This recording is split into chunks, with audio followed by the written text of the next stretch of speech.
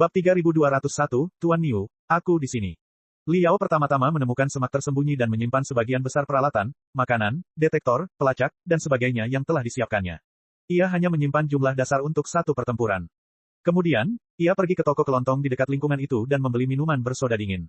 Dengan sedotan di mulutnya, ia memocoknya 3 kali setiap kali melangkah, berpura-pura menjadi penonton. Matanya yang setajam mata pisau, mengamati wajah setiap pria, wanita, dan anak-anak di lingkungan itu, termasuk para pria tua bungkuk yang tampaknya berambut putih. Mobil pemadam kebakaran pertama telah berhenti di bawah gedung Sang Danyu. Beberapa petugas pemadam kebakaran memasang garis polisi di sekeliling gedung untuk menghentikan massa mendekat. Ada juga yang mencari hidran kebakaran di dekatnya. Namun, karena Zhang Danyu benar-benar mengikuti instruksi Liao, ia hanya membakar pakaian dan kapas yang diletakkan di dalam panci presto. Setelah terbakar selama lebih dari 10 menit, asapnya berangsur-angsur memudar dan tidak menyebabkan kebakaran yang sebenarnya. Oleh karena itu, petugas pemadam kebakaran yang terlatih dengan baik tidak terlalu terburu-buru. Mereka tetap mengendalikan tempat kejadian, mengevakuasi massa, dan memastikan tidak ada orang yang terluka di dalam ruangan.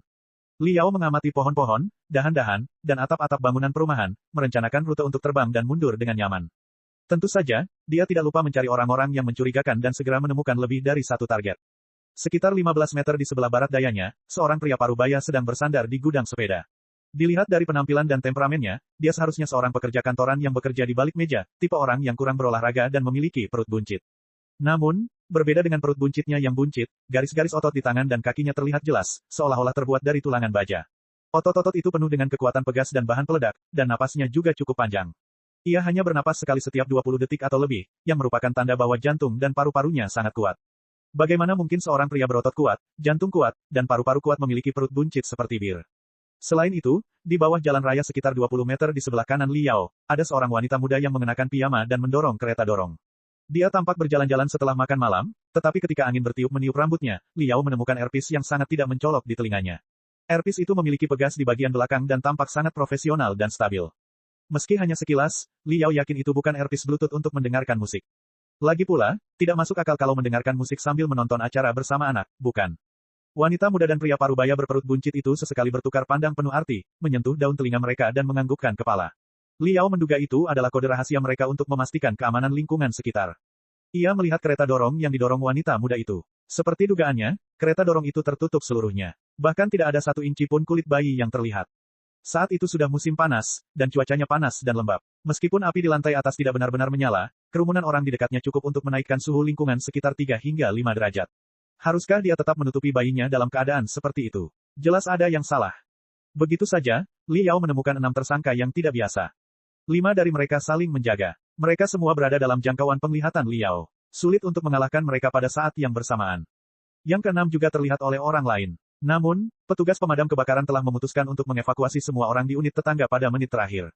Gelombang orang yang tiba-tiba mengganggu pergerakannya, dan ia harus mengubah posisinya sesuai dengan instruksi petugas pemadam kebakaran. Ini memberi Liao kesempatan. Pada saat ini, langit berangsur-angsur menjadi gelap.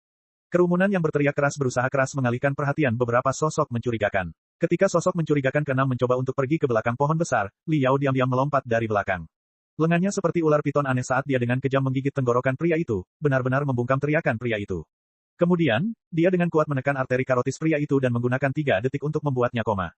Untungnya, perhatian semua orang tertuju pada bangunan tempat tinggal yang penuh asap rokok. Tak seorang pun peduli dengan sudut-sudut gelap taman kecil itu. Liao menyeret tersangka ke semak-semak dan menggeledah tubuhnya dengan cepat. Kecuali telepon genggam, pena taktis serbaguna, dan alat komunikasi di telinganya, ia tidak menemukan petunjuk apapun. Baru saja ia menempelkan alat komunikasi itu ke telinganya, terdengar suara dari dalam. Kami telah menemukan target di atap. Tetap waspada, kami akan menjatuhkannya. Hati Liao menegang. Pikiran pertama yang muncul di benaknya adalah bergegas ke atap untuk menyelamatkan rekannya. Namun setelah dipikir-pikir lagi, jika musuh memang berniat membunuh, dia bisa saja membunuh Zhang Danyu secepatnya. Dia tidak perlu membuang-buang waktu untuk memberi tahu rekannya. Lagi pula, dia bisa saja menenggelamkannya di tangki air. Tidak akan ada masalah. Karena mereka ingin rekan-rekan mereka waspada dan menyingkirkan target mereka, jelaslah bahwa mereka akan menyingkirkan orang yang hidup, bukan mayat yang dingin. Bangunan tempat tinggal Zhang Danyu memiliki total 3 unit. Ia tinggal di unit paling kanan. Karena merupakan lokasi kebakaran, penghuninya telah lama dievakuasi. Pintu masuk telah ditutup dan hanya petugas pemadam kebakaran yang dapat masuk.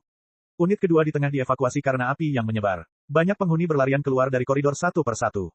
3 unit di sebelah kiri adalah yang paling jauh satu sama lain. Mereka tidak dievakuasi secara paksa, tetapi banyak warga tetap turun ke bawah untuk menonton pertunjukan. Dan dari atap, orang bisa bebas turun ke koridor ketiga unit. Liao memperkirakan musuh pasti berpura-pura menjadi penduduk dan mengungsi melalui tangga unit kedua. Seperti dugaannya, ketika dia sedang bersembunyi di semak-semak, dia melihat kelima tersangka lainnya sedang menatap pintu masuk koridor unit kedua. Mengambil napas dalam-dalam, Liao berjongkok dan berlari ke arah kelima tersangka. Mereka tampaknya bukan orang-orang yang memiliki kekuatan super. Setidaknya, mereka bukan orang-orang yang memiliki kekuatan super seperti Zhao Kai, yang telah membangkitkan ingatan kehidupan mereka sebelumnya dan berubah menjadi monster dan pembunuh.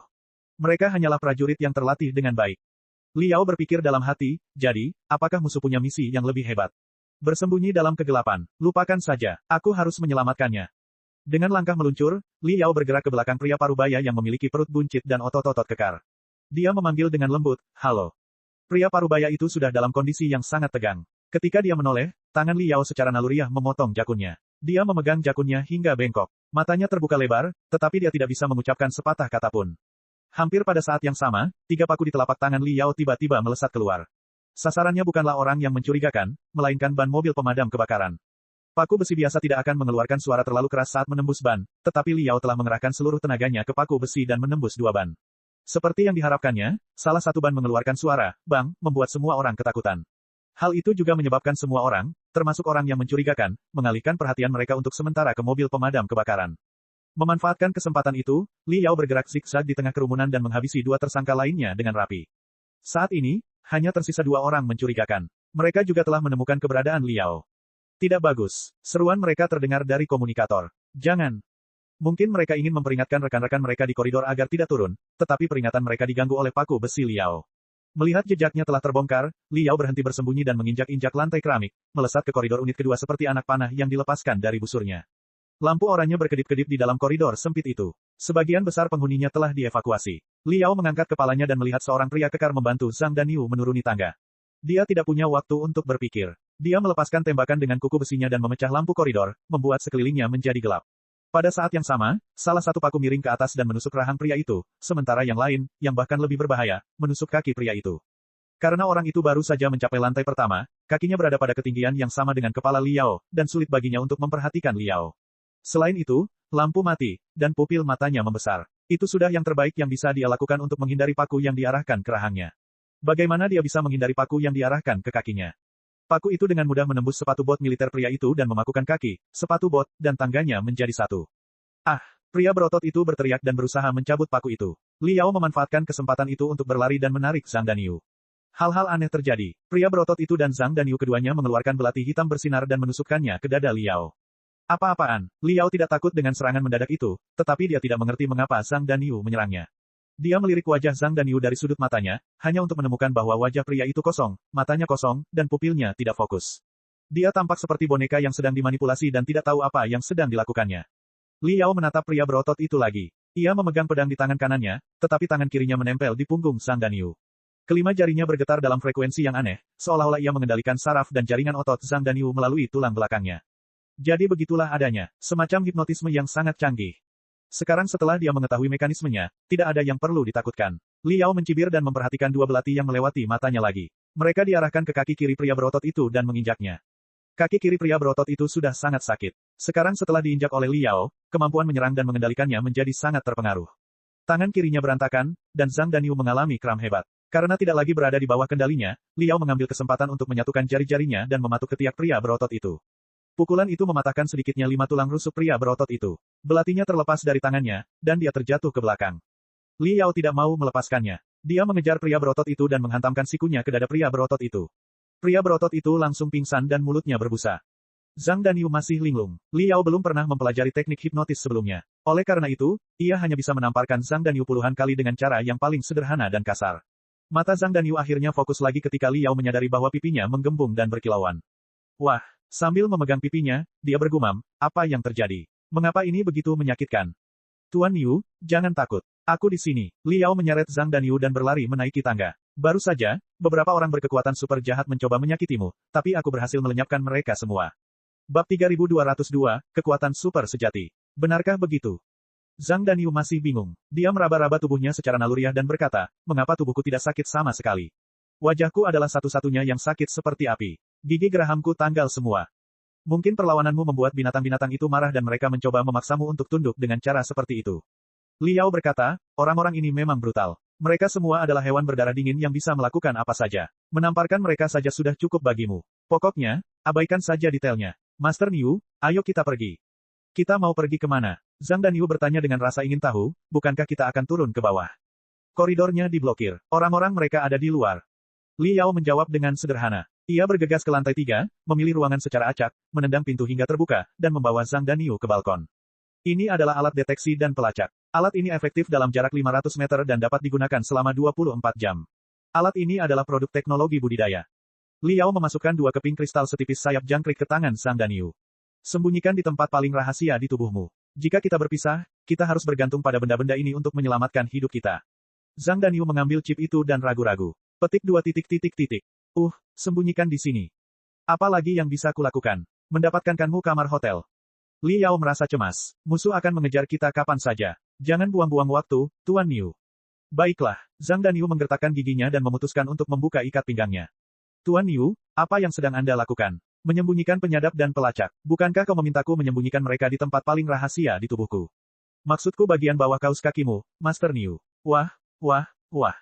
Sementara Zhang Danyu menyembunyikan detektor dan pelacak, Li Yao telah mengamati lingkungan di belakang lingkungan tersebut dan menemukan 11 rute pelarian. Ya, Zhang Danyu mengikat tali sepatunya lagi dan melihat ke bawah dari balkon di lantai 3. Dia mendecak lidahnya dan berkata, apakah kita akan melompat dari lantai 3? Apa kau bercanda? Bagaimana mungkin aku bisa? Li Yao tersenyum. Tiba-tiba dia mencengkeram kerah baju Zhang Danyu dan melemparkannya dari balkon. Aku akan melemparmu. Ahahaha. Zhang Danyu menari dan berteriak di udara. Di sisi lain, Li Yao adalah orang pertama yang tiba. Seperti bintang jatuh yang mengejar bulan, dia adalah orang pertama yang mendarat di tanah. Dengan refleks yang cepat, dia meraih pergelangan kaki Zhang Danyu dan mengayunkannya 3 kali seperti bola, mengurangi sebagian besar benturan dan memastikan Zhang Danyu mendarat dengan mantap. Huci. Wajah Zhang Danyu pucat dan tak bernyawa. Kakinya gemetar hebat. Jika kau ingin berteriak, tunggu sampai keadaan aman. Master Niu, kami. Ketika Li Yao berbicara, pupil matanya mengerut hebat, dan bulu lengannya berdiri seperti duri tajam landak. Ketika dia berada di lantai 3 tadi, dia telah mengamati sekelilingnya dengan jelas dengan penglihatannya yang jauh melebihi penglihatan orang biasa. Jelas tidak ada seorang pun di sekeliling semak-semak bobrok di lantai bawah. Namun, ketika dia dan Zhang Danyu melompat turun bersama-sama, 3 pria berpakaian aneh dengan aura yang sangat berbahaya muncul di depan mereka dan menatap mereka. Pria botak berotot di tengah tingginya lebih dari 2 meter. Ia mengenakan pakaian olahraga longgar, tetapi menutupi otot-ototnya yang menonjol dengan cara yang menggetarkan jiwa, seolah-olah pakaian olahraganya akan robek seperti permen jika ia bergerak sedikit saja. Tato-tato rumit terlihat di seluruh kepalanya yang botak, yang tampak seperti pola badai petir. Yang aneh adalah tato-tato itu tampak hidup. Garis-garis yang tampak seperti petir berkedip-kedip aneh. Di sisi kanan pria botak itu ada seorang gadis mungil. Ukuran tubuhnya sangat kontras dengan pria itu, tetapi temperamennya yang muram juga sama tajamnya. Dia mengenakan setelan hitam dengan pinggiran berenda. Seekor burung gagak dengan mata merah bertengger di bahunya, berkokok. Yang di sebelah kiri juga seorang wanita, tetapi dia menyembunyikan sebagian besar wajahnya di balik topi bertepi lebar dan kerah mantelnya. Sejujurnya, agak aneh dia mengenakan mantel di hari yang panas seperti ini. Namun, Li Yao memperhatikan rambut pirangnya, matanya, dan tato atau tanda-tanda yang padat di sekujur tubuhnya melalui celah-celah mantelnya. Mungkin itulah sebabnya dia harus menyembunyikan penampilan aslinya. Pada saat ini, langit semakin lama semakin gelap, yang mana merupakan hal yang sangat tidak normal. Tidak ada yang tahu dari mana datangnya kabut, namun kabut itu mengelilingi mereka berlima dari segala arah seperti es krim yang terbalik. Li Yao merasakan firasat yang sangat aneh. Udara seakan berubah menjadi lem yang kental. Bunyi alarm mobil pemadam kebakaran dan suara-suara tetangga semuanya menjadi samar, seolah-olah datang dari jarak ratusan meter. Atau mungkin, dia dan Zhang Danyu telah terseret ke tempat aneh di mana mereka tidak akan terganggu tidak peduli seberapa keras mereka berjuang. Li Yao mempertimbangkan apakah dia harus menyapa ketiga orang aneh itu terlebih dahulu dan mendapatkan informasi dari mereka. Namun, wanita berambut emas yang mengenakan mantel itu membukanya, memperlihatkan banyak sekali peralatan yang tampak seperti kuas dan cat. Dia menggambar sesuatu di tanah dengan terampil. Setelah beberapa detik, Li Yao melihat garis besar pola bundar yang rumit. Bau energi yang terkumpul bergulung-gulung di udara, seperti listrik statis sebelum badai. Apapun yang digambar wanita pirang itu, pastilah sesuatu yang sangat berbahaya. Li Yao berubah pikiran. Dia tidak bisa membiarkan wanita itu menyelesaikannya. Hai. Lebih dari 10 paku baja diluncurkan pada saat yang sama, menghasilkan lebih dari 10 lengkungan menyedihkan di udara. Kecuali 2 di antaranya, yang ditujukan pada pria botak dan gadis gagak, paku baja lainnya semuanya ditujukan pada wanita pirang. Bahkan Li Yao sendiri bersembunyi di balik lebih dari 10 paku baja dan menembaki pihak lain seperti paku. Pria botak, gadis gagak, dan wanita pirang semuanya tersenyum mengejek pada saat yang sama. Wanita pirang itu tidak menghindar dan terus menggambar pola-pola anehnya. Pria botak, di sisi lain, melangkah maju dan meraung. Dia mengencangkan otot-ototnya dan membentuk perisai raksasa dari daging dan darah untuk menangkal semua paku. Astaga, astaga, astaga, astaga, paku besi menusuk daging mereka. Pria botak dan Liao berseru tak percaya. Bagi Liao, dia tidak menyangka otot perunggu pria berotot botak itu begitu kuat hingga paku besi yang dia tembakkan ke dinding dan pelat baja gagal menembusnya. Di pihak si botak, dia meremehkan kekuatan Liao. Dia mengira Liao akan mampu menjebol paku besi itu. Dia tidak menyangka paku itu akan menembus setengah inci dagingnya dan melepaskan rasa sakit yang membakar, membuatnya berteriak kaget. Akan tetapi, paku saja tidak cukup. Pria berotot botak itu mencabut paku besi dari ototnya dan menjilati darah yang ada di sana. Kekejian di wajahnya semakin terlihat saat dia melangkah ke arah Liao. Setiap kali dia melangkah, otot-otot di sekujur tubuhnya menggeliat dan berguling seperti ular raksasa. Tak lama kemudian, semua paku besi itu berhasil dia remas. Astaga, pria berotot botak itu mengangkat pedangnya dan menebas ke bawah. Karena Zhang Danyu berada tepat di belakangnya, Liao tidak punya pilihan selain menyilangkan lengannya dan menerima serangan. Ledakan, Liao merasa ada pesawat jatuh yang jatuh di antara kedua lengannya dan hampir menjatuhkannya ke lumpur. Darah mengalir deras di dadanya, dan jantungnya berdetak sangat cepat hingga seolah-olah akan meledak dari tulang rusuk dan dadanya. Namun, justru pemboman itulah yang membuka belenggu tertentu, yang jauh di dalam otak atau hatinya inci demi inci. Kekuatan yang sudah lama tidak dirasakannya mengalir keluar dari bendungan yang runtuh, membuatnya merasa lapar. Sudah lama sejak Liao merasa lapar seperti ini.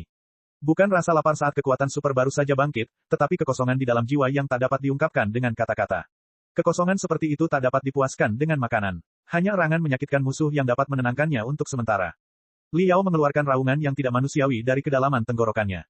Dia benar-benar mencengkeram lengan kanan pria berotot botak itu. 10 jarinya menusuk dalam-dalam ke otot-otot seperti sepasang penjepit, menggunakan rasa sakit yang menyayat hati untuk mematikan reaksi pria berotot itu. Segera setelah itu, kedua tangannya dengan keras menarik ke bawah, dan seluruh tubuhnya melayang ke udara. Lututnya dengan kejam menabrak wajah pria berotot itu seolah-olah itu adalah bor. Hanya, retakan, yang bisa didengar. Bahkan jika pria berotot botak itu telah melatih tubuhnya agar sekeras baja, dia tidak dapat menumbuhkan lapisan otot di tulang keringnya. Ketika Liao mendarat di tanah, separuh wajahnya sudah runtuh. Darah menyembur keluar dari lubang hidung dan rongga matanya. Ekspresi jahat di wajahnya berubah menjadi kaget dan ngeri. Dia tidak lagi setenang beberapa detik yang lalu. Sebelum lelaki botak dan berotot itu mengerang, gadis gagak itu berseru kaget. Dia tidak menyangka aura berbahaya Liao yang tidak dikenal itu akan 10 kali lebih kuat dari sebelumnya. Sambil menggoyangkan bahunya, gagak bermata merah itu terbang ke langit dan menerjang Liao. Sementara itu, kepakan sayap yang tak terhitung jumlahnya bergema di dalam kabut. Burung gagak, burung pipit, burung hantu malam. Semua jenis burung yang terkenal dan tidak dikenal menghalangi langit, kabut, dan kelima indera Liao, seolah-olah dia telah terperangkap dalam labirin bulu hitam.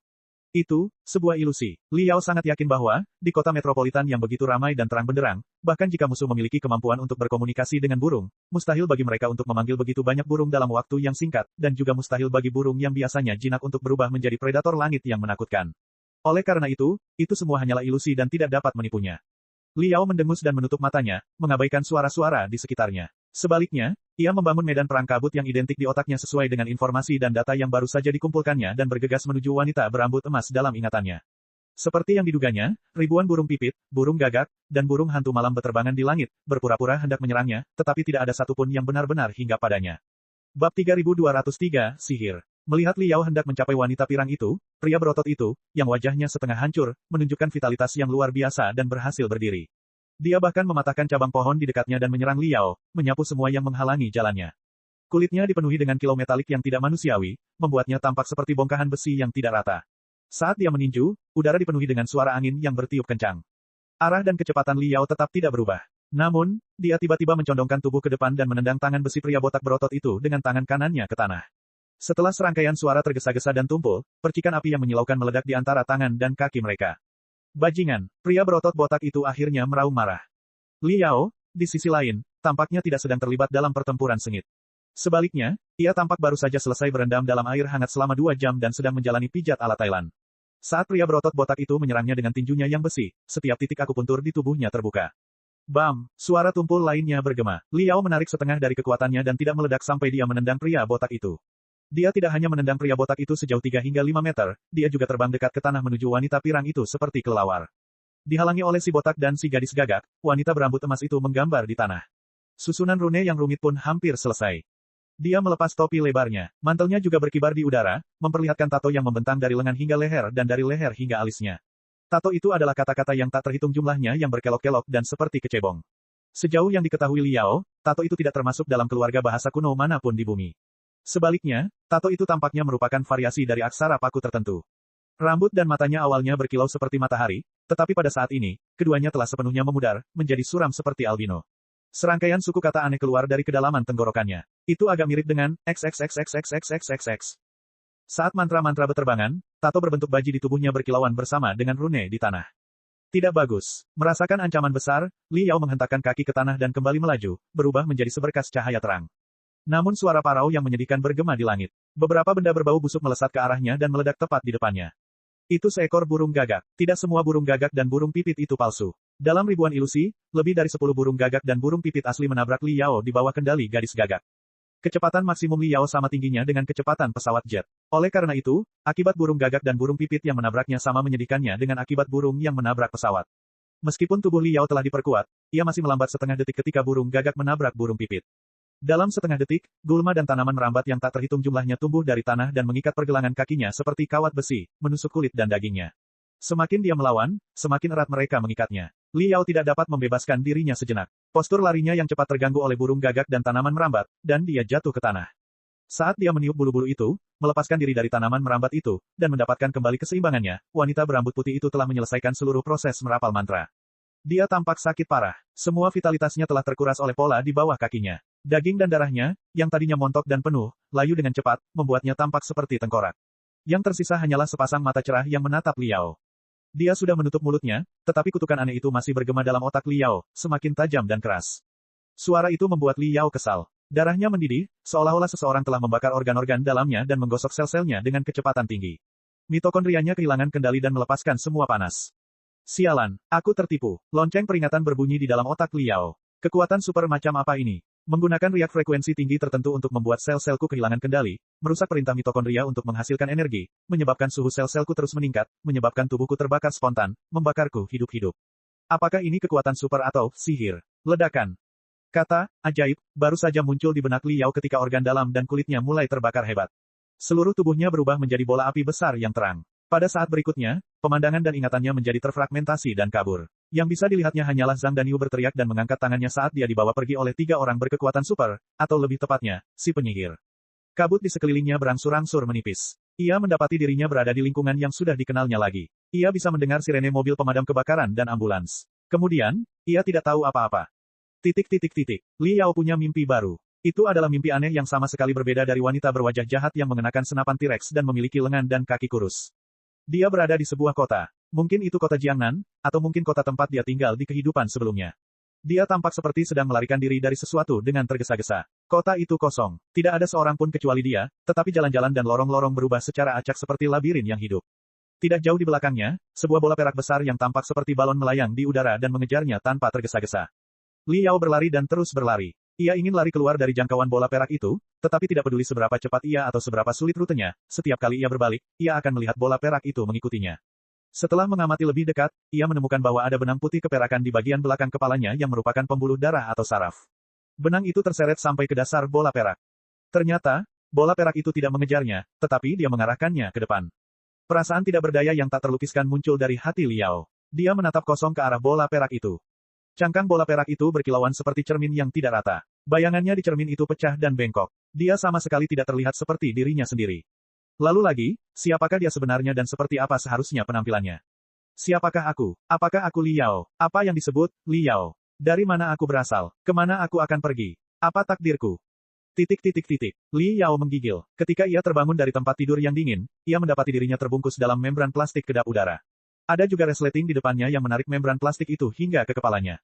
Apa ini? Kenapa kau masukkan aku ke dalam? Sakit, pengap, geli. Li Yao merenung dan mencoba mengingat apa yang terjadi saat ia koma. Akhirnya, ia mengerti. Ini kantong mayat, kan? Li Yao langsung tersadar. Ia merasa bahwa dirinya adalah ubi jalar yang terlalu matang yang kulitnya telah berubah menjadi gumpalan hitam.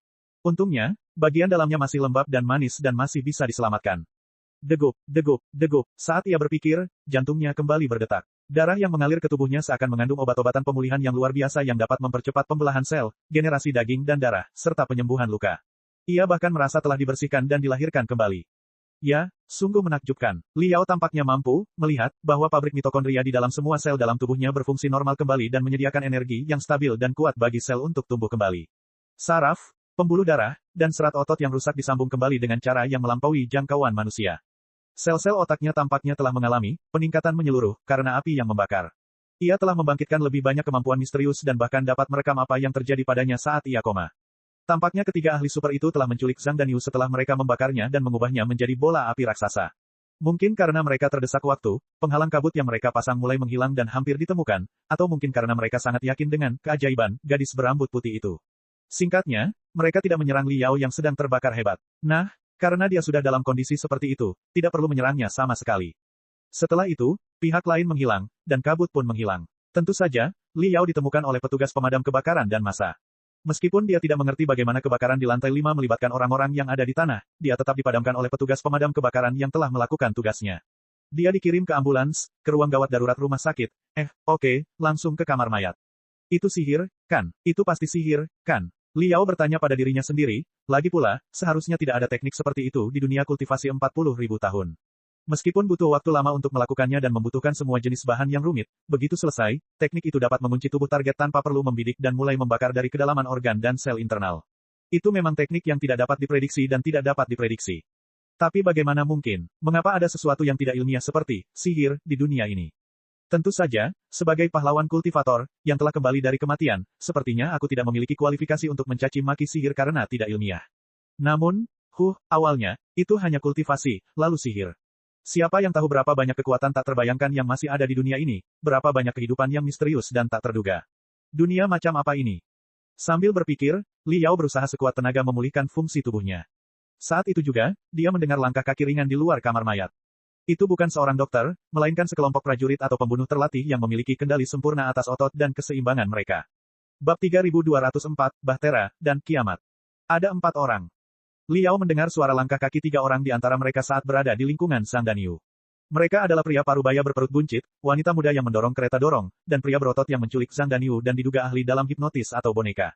Pria berotot itu pincang karena Li Yao telah menusuk kakinya dengan paku. Tidak mungkin dia salah.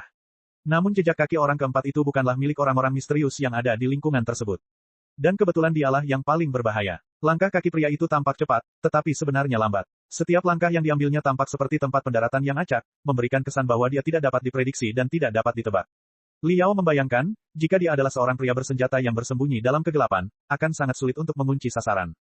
Hanya dari suara langkah kakinya saja, Li Yao tahu bahwa pendatang baru misterius itu jauh lebih sulit dihadapi dibandingkan 3 orang lainnya. Li Yao mengencangkan setiap otot di tubuhnya, tetapi dia benar-benar rileks setelah merenung sejenak. Dia bahkan menghentikan ritme organ dan sel internalnya dan berpura-pura menjadi mayat dingin lagi. Ada 4 orang dan dia hanya 1. Selain itu, dia terluka parah dan lapar. Energi di dalam tubuhnya mulai terkuras. Jika konflik pecah dalam situasi seperti itu, peluangnya untuk menang sangat tipis. Selain itu, Li Yao sangat penasaran dengan apa yang dilakukan orang-orang ini di sini. Ini adalah kamar mayat. Secara teori, dia sudah menjadi mayat. Orang-orang ini tidak perlu mencambuk mayatnya untuk melampiaskan amarah mereka, bukan? Oleh karena itu, mungkinkah dia memperoleh beberapa informasi dari percakapan mereka? Tidak ada seorang pun yang siap dengan mayat, bukan? Garis miring. Li Yao memutuskan untuk mengambil risiko. Saat jantungnya berhenti berdetak, pintu kamar mayat terbuka tanpa suara. 4 orang yang identitas dan posisinya tidak diketahui masuk. Sosok berbahaya yang belum pernah terlihat sebelumnya itu tampaknya adalah seorang wanita. Aroma parfum samar-samar tercium ke hidung Li Yao dan menggelitik selaput hidung dan sel-sel otaknya, membuatnya ingin bersin. Li Yao tidak yakin apakah itu cara lawannya untuk mengujinya dan mencoba menekan semua aktivitas fisiologisnya.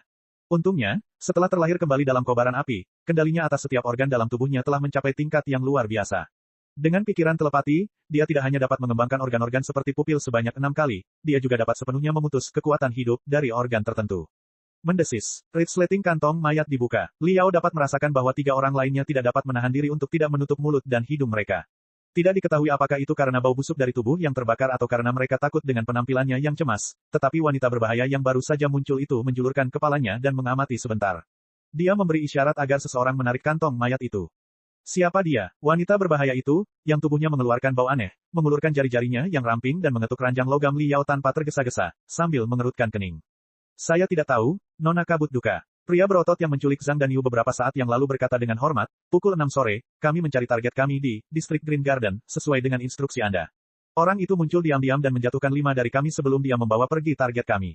Menurut analisis kami, kecepatan dan kelincahannya berada di luar batas manusia. Dia seharusnya sudah terbangun. Awalnya, kami mengira dia adalah anggota Kiamat. Anehnya, setelah dia mengambil target dan melompat turun dari jendela belakang di lantai 3, dia bertarung sengit dengan 3 orang yang membangkitkan Kiamat. Salah satu dari mereka pasti terluka parah, dan yang lainnya pasti dipaksa melakukan jurus rahasia yang menghabiskan banyak vitalitasnya untuk membunuhnya. Ini jelas bukan pertikaian internal, Kiamat. Karena itu, Dia bukanlah seorang awakener, bahtera, maupun awakener, kiamat. Lalu, siapa dia sebenarnya? Mengapa dia terlibat dalam masalah ini? Yang lebih penting, hubungan tak terlukiskan apa yang dia miliki dengan targetnya. Li Yao linglung sejenak. Ternyata dua kelompok orang yang bersembunyi di depan dan belakang rumah Zhang Danyu tidak berada di pihak yang sama. Awalnya, ia melihat seorang pria parubaya berperut buncit, seorang wanita muda mendorong kereta dorong, dan seorang pria berotot yang pandai menghipnotis. Dilihat dari nama mereka, mereka semua adalah manusia super dari Ark Foundation. Tentu saja, mereka tidak disebut kekuatan super dengan cara klise seperti itu. Sebaliknya, mereka menyebut diri mereka Awakenet. Itu memang keren. Si botak, si gadis gagak, dan si penyihir berambut putih, yang ditemuinya saat hendak berlari ke belakang rumah setelah menyelamatkan Zhang Danyu, tergabung dalam geng lain yang mempunyai kekuatan super bernama Apokalipse. Jika pembunuh dalam pameran senjata di T3 tidak berbohong dan merupakan anggota Apocalyptic Union, dan kedua, Apocalyptic Union, adalah orang yang sama, apakah dia salah? Apocalyptic Union adalah organisasi jahat yang menginginkan nyawa Zhang Danyu, dan Ark cukup baik, setidaknya untuk melindungi Zhang Danyu. Li Yao tidak terburu-buru membuat penilaian. Dia mendengarkan orang-orang yang telah terbangun dari Yayasan Ark dengan sabar. Aku sudah ke tempat kejadian, Copperhead. Itu bukan salahmu. Wanita berbahaya bernama Grey Mist berkata, di antara pasukan kebangkitan yang dikirim oleh sektor asal surga, termasuk monster seperti White Knight, menurut jejak pertempuran sengit, White Knight berencana untuk menyelesaikan pertempuran dengan mantra biasa di awal. Namun, karena suatu alasan, mungkin karena perubahan mendadak selama pertempuran, dia harus menghabiskan banyak vitalitasnya dan membakar jiwanya sendiri untuk meningkatkan kekuatan dan ketepatan susunan itu hingga 10 kali lipat agar bisa membunuh pria itu. Berdasarkan analisis jejak susunan sihir yang gagal disingkirkan oleh White Knight, aku memperkirakan dia tidak akan bisa mengeluarkan mantra paling sederhana setidaknya selama seminggu. Ini adalah minggu yang krusial untuk persaingan antara Ark dan Apokalipse.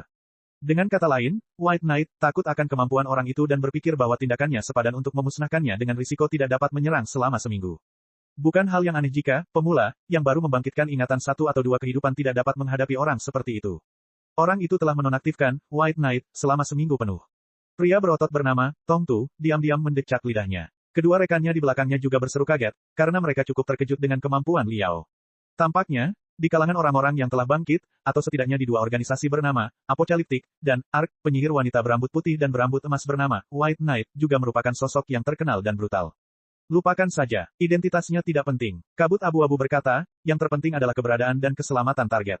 Selama kita bisa menyelamatkan target, akan selalu ada cara untuk membongkar mulutnya dan mencari tahu identitas awakener misterius itu serta apakah ada kekuatan ketiga di belakangnya. Saat ini, White Knight tidak dapat mengakses sihir. Kekuatan awakener milik Apokalipse, kota Jiangnan telah melemah ke titik terendah. Ini adalah kesempatan terbaik, mungkin satu-satunya, bagi kita. Ketika awakener dari berbagai tempat tiba satu demi satu, semuanya akan menjadi masalah. Dipahami, pria berotot, kepala tembaga, dan kedua rekannya menganggukkan kepala mereka dengan berat. Dia ragu sejenak sebelum berbicara lagi, Nona kabut kelabu, saya masih belum begitu mengerti.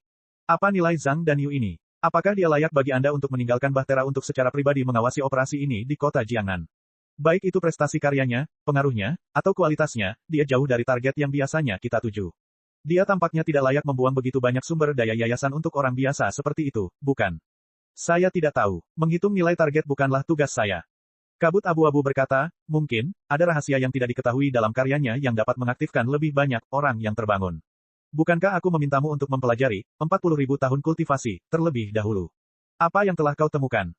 Yah, setidaknya aku tidak melakukannya. Saya sudah membaca lebih dari 50 bab. Saya tidak merasa bahwa saya telah terbangun sama sekali. Saya sudah membaca 220 bab. Pria parubaya berperut buncit itu berkata, saya dapat menjamin bahwa setiap alur cerita telah terlihat di buku-buku lain. Sama sekali tidak ada rahasia yang tidak diketahui. Tidak mungkin bagi penulisnya untuk menjadi orang yang telah terbangun. Tidak mungkin juga baginya untuk membangkitkan lebih banyak orang yang telah terbangun. Apa yang ditulisnya tidak ada hubungannya dengan ingatan kehidupan sebelumnya. Itu murni rekayasa. Saya bertahan selama 500 bab dan menyaksikan sang tokoh utama melompat ke sektor bintang terbang dan berpartisipasi dalam kompetisi pemurnian. Saya tidak tahan lagi. Wanita muda itu berkata, saya perkirakan beberapa juta kata berikutnya akan sama saja. Itu hanya lingkaran tak terbatas. Bagaimana mungkin itu berisi rahasia atau hal menarik? Nona Grey Mist, bagaimana dengan Anda? Apakah Anda menemukan sesuatu yang istimewa? Tidak, kabut abu-abu berkata, setelah aku menyelesaikan bab pertama dan melihat bahwa tokoh utamanya berasal dari tempat pembuangan sampah yang terbengkalai, aku tidak tahan lagi. Kau tahu betapa gentingnya situasi akhir-akhir ini. Aku tidak akan membuang-buang waktuku untuk membaca buku seperti itu. Jadi, kepala suku itu ragu-ragu. Apakah ada kesalahan? Petik 2 titik. Tidak, kabut abu-abu itu terdiam sejenak sebelum menjawab, perintah datang langsung dari tiang merah. Apa? Ketiganya berseru bersamaan, suara mereka bergetar, kutub merah telah secara pribadi mengeluarkan perintah. Mengapa orang itu begitu penting sehingga Kutub Merah bersedia mengambil risiko ditemukan, dikunci, dan dimusnahkan oleh sektor asal surga? Awalnya, saya pikir itu juga kesalahan. Tapi, Anda harus tahu bahwa Tiang Merah tidak pernah salah. Kabut Abu-Abu berkata, hal aneh yang terjadi di Distrik Taman Hijau, hari ini secara tidak langsung telah memverifikasi penilaian Kutub Merah. Kalau dipikir-pikir, jika targetnya benar-benar tidak bernilai dan tidak dapat diaktifkan jika dia bukan seorang Awakener, mengapa sektor asal surga mengirim seorang pejuang tangguh seperti Malam Putih untuk menghadapinya?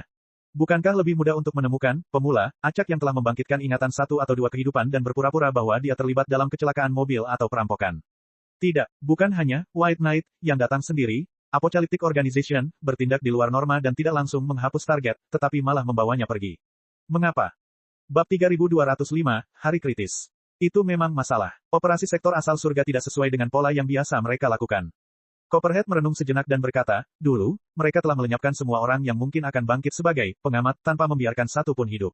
Mengapa mereka memilih untuk menculik mereka alih-alih membunuh mereka secara langsung? Mungkinkah, ini adalah jebakan yang menargetkan kita?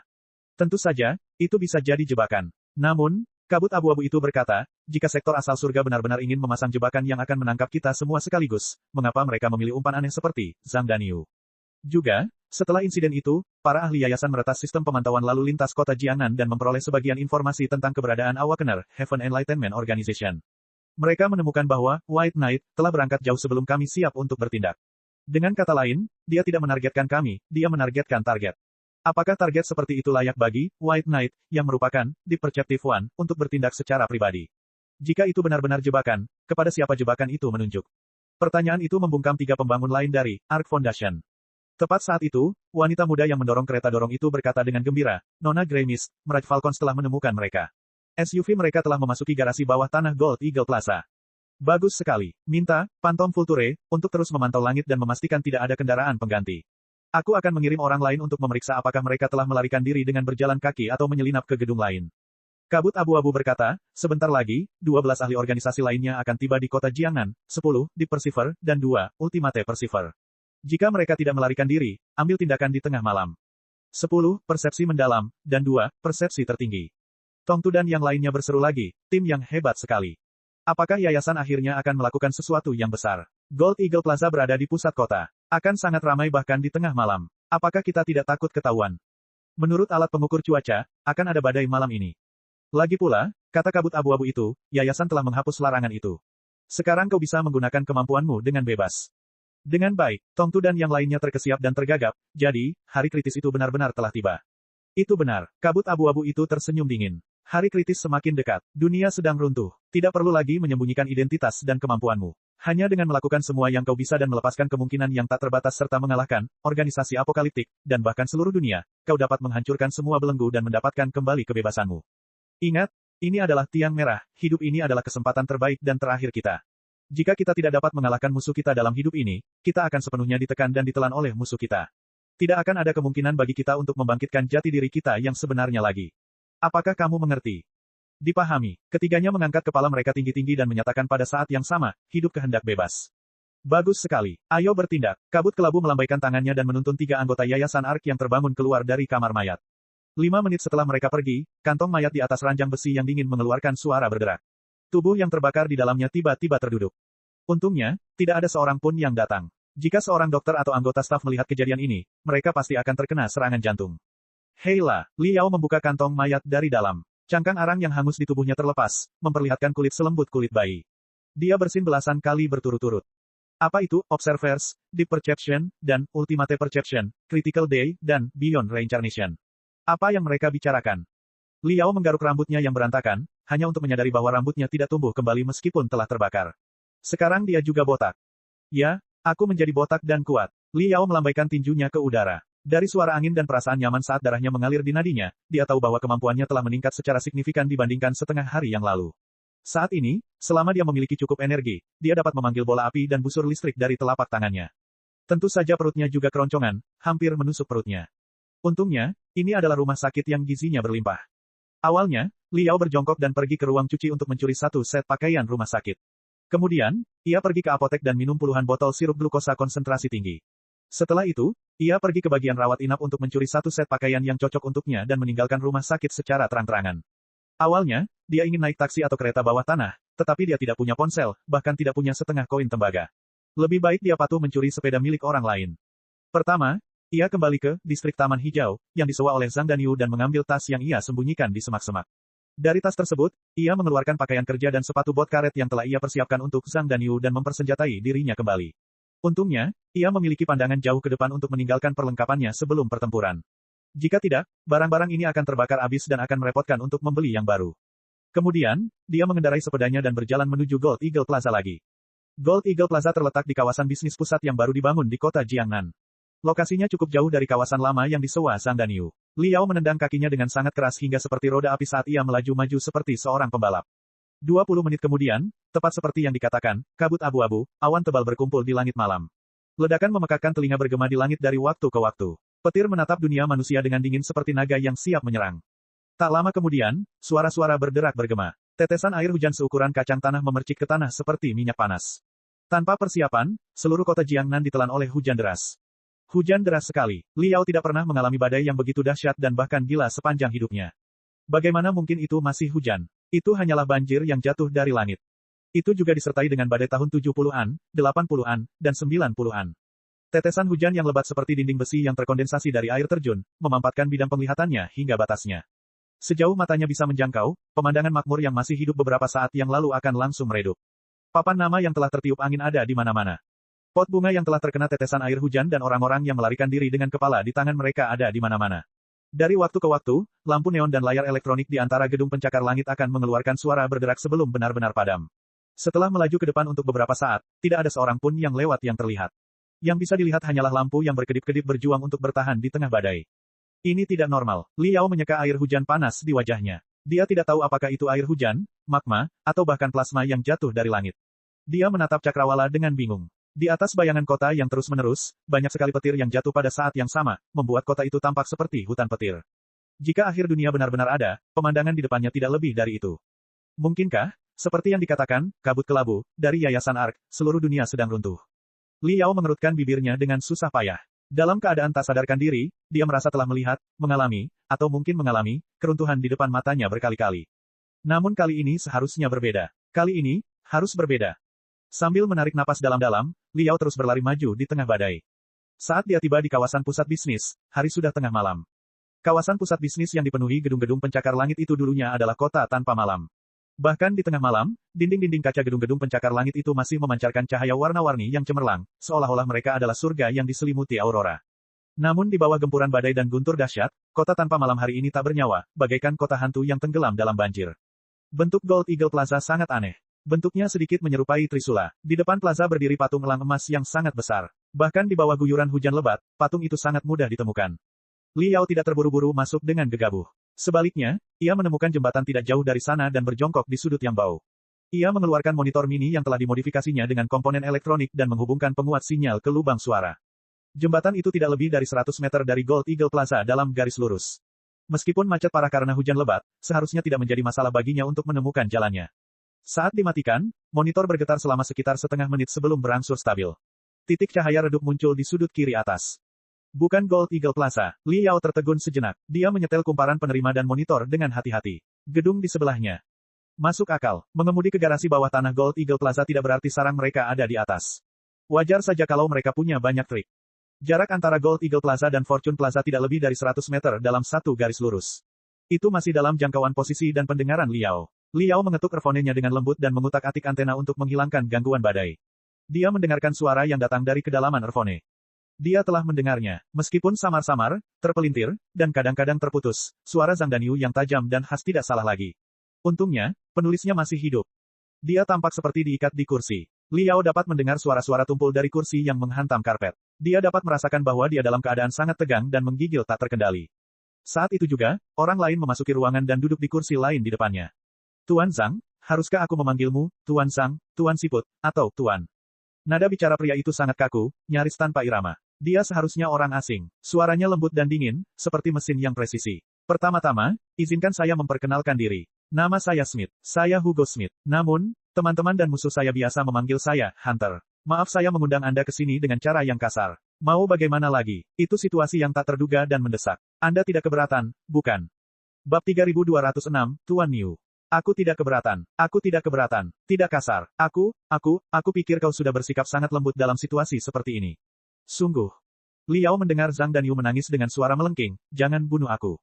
Tolong jangan bunuh aku. Aku tidak tahu apa-apa, dan aku tidak ingin tahu apa-apa. Aku dipaksa. Sungguh. Aku sangat patuh. Tolong jangan bunuh aku. Tenang saja, Tuan Zhang. Si pemburu terkekeh. Jika kami ingin membunuhmu, kami bisa melakukannya di lingkungan sekitar. Kau bukan, yang sudah terbangun. Satu bola api saja sudah cukup untuk membakarmu hingga ke tanah. Sama seperti kasus misterius pembakaran manusia spontan yang tak terhitung jumlahnya, kami tidak perlu mengundangmu ke tempat ini sama sekali, bukan? Aku juga berpikir begitu. Zhang Danyu bernapas dengan berat. Ia menelan ludahnya dengan susah payah dan berkata dengan suara gemetar, tidak perlu bersikap sopan dengan memanggilku, Guru Zhang. Aku hanya seorang novelis web biasa yang tidak punya apa-apa. Bagaimana aku bisa memenuhi syarat untuk menjadi seorang guru? Kau bisa memanggilku, sapi kecil, atau Niu. Itu tidak pantas. Pemburu itu berkata dengan santai, meskipun kami belum mengetahui rahasia aneh apa yang kau sembunyikan di dalam tubuhmu, kami harus menunjukkan rasa hormat yang diperlukan sekarang karena kau berada di tengah pusaran tanpa alasan yang jelas. Aku akan memanggilmu, Master Niu, seperti yang dilakukan mahasiswa itu. Master Niu, jantungmu berdetak dan darahmu mengalir terlalu cepat. Sekresi adrenalinmu juga tidak normal. Kau tampaknya berada dalam keadaan ketakutan yang ekstrim. Apakah kau takut pada kami? Tidak. Aku tahu kalian semua dari Yayasan Ark. Kalian semua adalah orang baik dan benar yang tidak akan pernah membunuh orang yang tidak bersalah. Zhang Danyu tergagap, kau tidak di sini untuk membunuhku.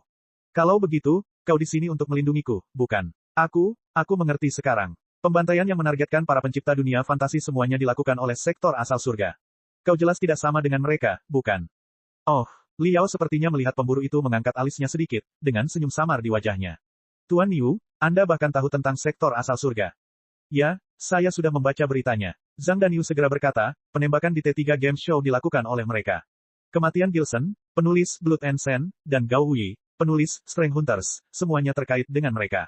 Mereka adalah orang-orang yang kejam, tidak manusiawi, dan jahat yang memiliki kekuatan super, dan Yayasan Ark adalah orang baik yang menentang mereka dan melindungi para kreator dunia fantasi seperti saya. Pasti begitu, kan?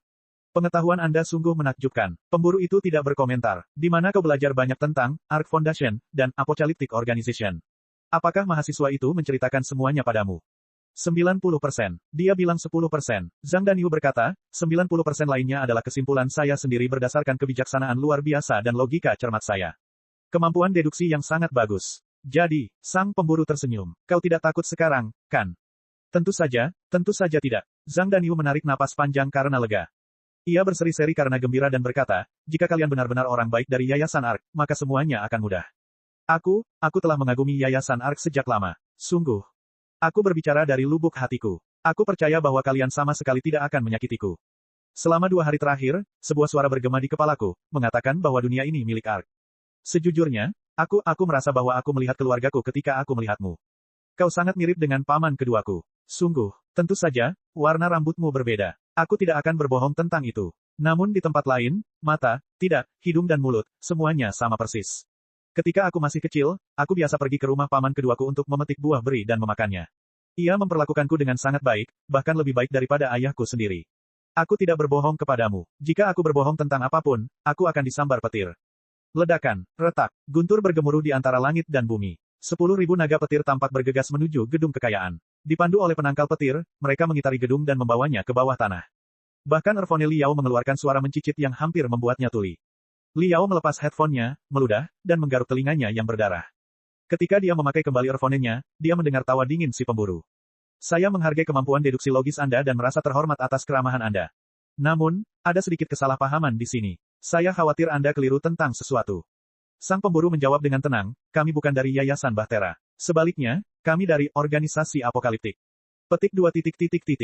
Hah, Zhang Danyu tertegun cukup lama sebelum menjawab, ya, aku tahu kamu dari sektor asal surga. Bukankah aku baru saja mengatakannya? Aku selalu mengagumi sektor asal surga dan bermimpi untuk bergabung dengannya. Bahkan dalam mimpiku, sebuah suara memberitahuku bahwa dunia ini milik sektor asal surga, termasuk penembakan di pameran game T3 dan kematian penulis, Blood and Sand, dan Strong Colonization Hunter. Itu semua dilakukan oleh Yayasan Bahtera dan sektor asal surga yang harus disalahkan. Para bajingan itu benar-benar licik, tidak tahu malu, dan tercela. Mereka benar-benar tidak bisa ditoleransi. Anda, pemburu itu terdiam selama setengah menit. Tampaknya dia jarang bertemu dengan spesies seperti Zhang Danyu. Dia merenung cukup lama sebelum menjawab, kamu salah lagi. Kasus penembakan pameran permainan T3 dan kematian penulis, Blood and Sand, dan Strong Colonial Hunters memang merupakan pekerjaan sektor asal surga. Petik 2.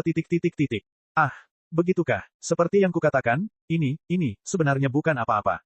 Zhang Danyu berkata, tidak ada yang tahu berapa banyak anak yang telah dirusak oleh permainan berdarah dan penuh kekerasan yang disebut World of Stars. Seharusnya sudah dilarang sejak lama. Saat ini, pembuat permainan itu sendiri telah ditembak mati. Ini adalah siklus keadilan. Dia sendiri yang harus disalahkan. Sedangkan untuk Blood and Sand, itu juga merupakan karya yang telah membunuh banyak orang dan sifatnya sangat buruk. Penulis tampaknya sengaja menggoda para pembaca. Siapapun karakter yang lebih populer dan populer akan dipenggal di buku berikutnya. Sekarang setelah penulisnya meninggal, para pembaca akhirnya tidak perlu menderita siksaan seperti itu. Sungguh menyegarkan. Tidak perlu disebutkan, itu sudah digambar berulang-ulang selama lebih dari 20 tahun dan masih belum selesai. Penulis lebih suka keluar untuk bermain mahjong daripada menggambar beberapa halaman tambahan. Itu benar-benar menyebalkan. Banyak pembaca ingin mengirim pisau cukur ke rumah penulis. Untungnya, organisasi kiamat surga kita selangkah lebih maju dan melenyapkan kejahatan bagi orang-orang. Kalau tidak, aku akan memarahi penulisnya. Sungguh. Namun, pemburu, tidak. Paman Smith, tolong lihat aku baik-baik. Aku, anak sapi, tidak bersalah. Aku berbeda dari orang-orang itu. Karya-karyaku dipenuhi dengan hal-hal yang positif, berdarah panas, patriotik, dan sangat positif. Tokoh utamaku bahkan tidak memiliki simpanan. Selain itu, aku tekun dan tidak pernah menyusahkan pembacaku. Selain itu, novel-novelku tidak memiliki pengaruh yang sama seperti World of Starring. Bahkan jika aku mengajar anak-anak nakal, paling banyak hanya akan ada satu atau dua dari mereka. Polisi jalanan dan polisi masyarakat akan mengurusku. Tidak ada alasan bagi organisasi negara adikuasa yang begitu besar untuk menyerang orang biasa sepertiku. Itu tidak masuk akal. Tenanglah, Tuan Niu. Pemburu itu tidak terbiasa dengan cara bicara Zhang Danyu. Tentu saja, Li Yao, yang menguping di bawah jembatan, juga tidak tahan. Dia sedikit meninggikan suaranya, dengan sedikit ketenangan dalam gelombang suara. Seperti yang kukatakan, jika aku ingin membunuhmu, aku akan melakukannya di tempat. Alasan aku mengundangmu ke tempat ini adalah karena aku berharap dapat berkomunikasi denganmu dengan cara yang lebih lembut dan mencapai tingkat kerjasama yang lebih dalam. Tidakkah kau menginginkan itu? Tentu saja aku mau. Zhang Danyu menelan ludahnya. Ilmuwan itu baik, berbudaya itu baik. Kita semua adalah orang-orang berbudaya. Tidak bisakah kita berbicara dengan baik? Paman Smith, selama kau tidak membunuhku, aku akan memberitahumu semua yang kutahu. Jangan panggil aku, Paman Smith. Panggil saja aku, Hunter. Si pemburu tiba-tiba meninggikan suaranya. Ia agak terpengaruh oleh kata-kata Zhang Danyu. Ia juga sempat linglung sejenak, sebelum kembali ke nadanya yang tenang dan acuh tak acuh dan berkata, pertama-tama, mari kita bicarakan tentang mahasiswa itu. Ia menyiksa, harimau berwajah belang, cukup lama. Paling tidak, ia adalah Deep Perception. Benar, kau pingsan karena ketakutan. Kau tidak tahu semua ini. Masalahnya, sebelum dia bertemu kita, dia merebutmu dari Ark Foundation.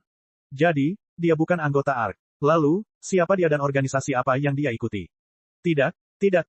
Jangan beritahu saya informasi yang beredar di permukaan. Tentu saja, saya tahu bahwa dia adalah lulusan senior dari Institut Teknologi Jiangnan.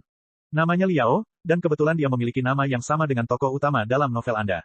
Namun, informasi ini tidak menjelaskan masalah apapun. Beritahu saya beberapa informasi rahasia, tidak diketahui, dan penting. Percayalah, kejujuran Anda akan membuat kita berdua sangat bahagia. Aku jujur, aku akan mengaku. Zhang Danyu bernapas dengan berat, seolah-olah dia mengingat kembali hari-hari singkat yang telah dia lalui bersama Liao. Kemudian, dia berkata dengan nada tinggi, aku ingat sekarang. Dia memang memiliki rahasia yang tidak diketahui dan sangat tersembunyi. Dia orang yang sangat berbahaya. Oh, pemburu itu bertanya, bagaimana caranya? Pikirannya sangat bengkok. Dia punya hobi menyamar sebagai seorang gadis, yaitu, gadis palsu, yang legendaris.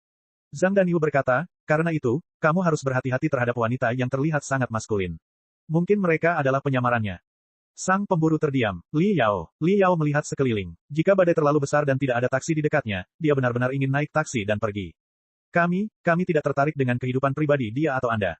Sambil menggertakkan giginya, sang pemburu menarik napas dalam-dalam dan berkata dengan susah payah, yang ingin kami ketahui adalah hal-hal yang terjadi padanya atau padamu yang berada di luar akal sehat, atau kekuatan super, menurut dirimu. Bab 3207, yang disebut pengamat.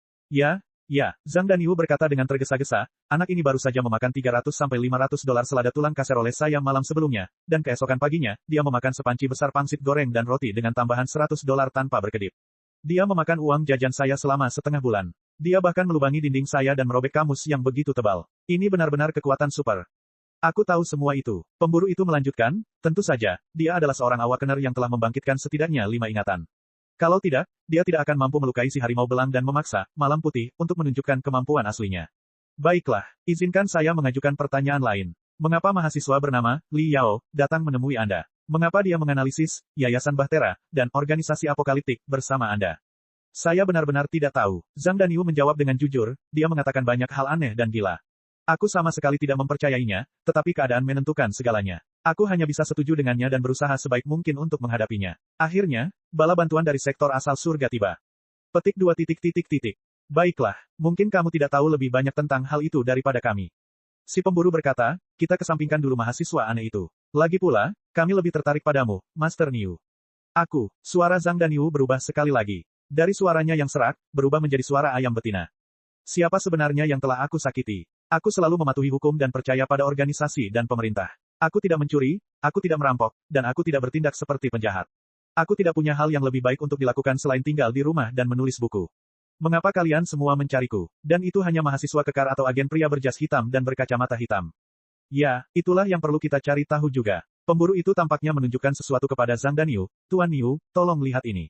Ini adalah peringkat terbaru di situs web pembacaan novel Anda. Ini adalah tempat ke-98 dalam peringkat suara bulanan dan ke-114 dalam peringkat rekomendasi, kan?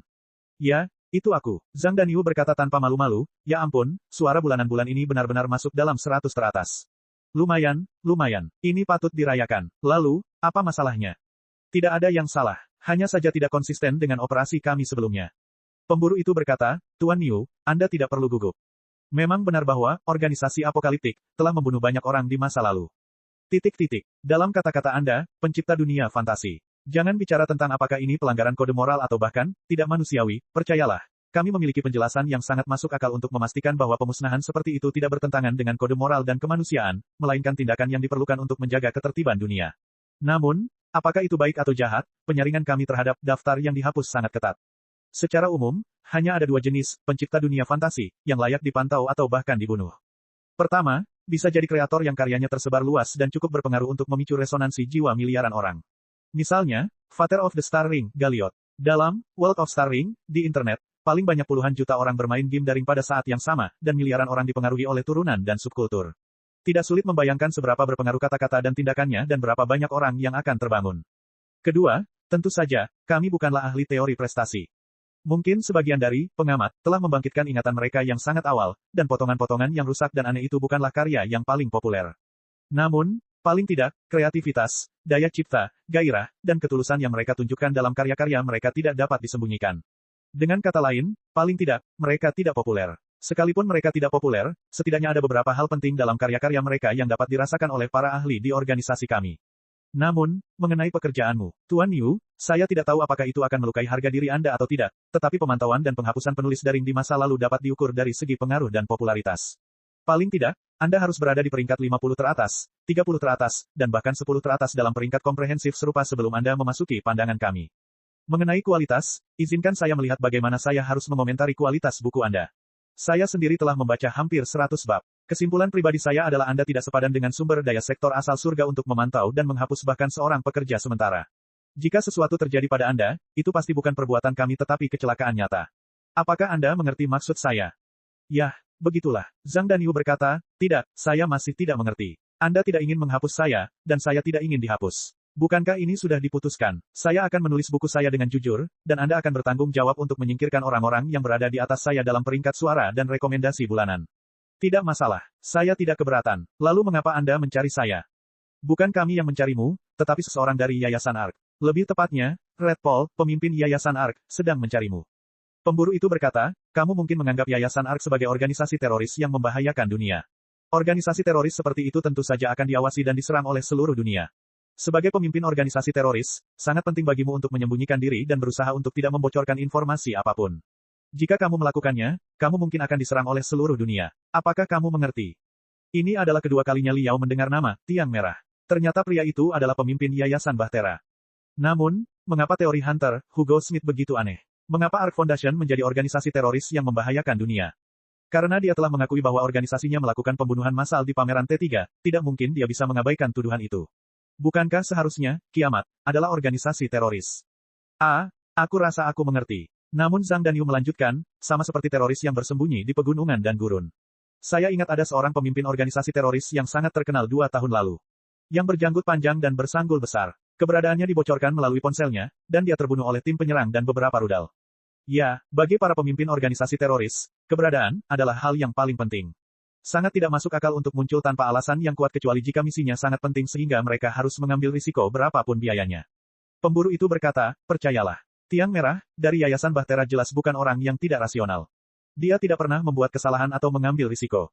Namun, dia mengeluarkan perintah yang sangat jelas dari Bahtera, misterius yang diselimuti kabut dan medan gaya yang terpelintir sepanjang tahun. Dia mengumpulkan banyak sumber daya dan bersiap untuk menculikmu di kota Jiangnan, sampai-sampai dia sebagian mengekspos dirinya sendiri. Hah, Zhang Danyu terkejut. Menculikku untuk apa?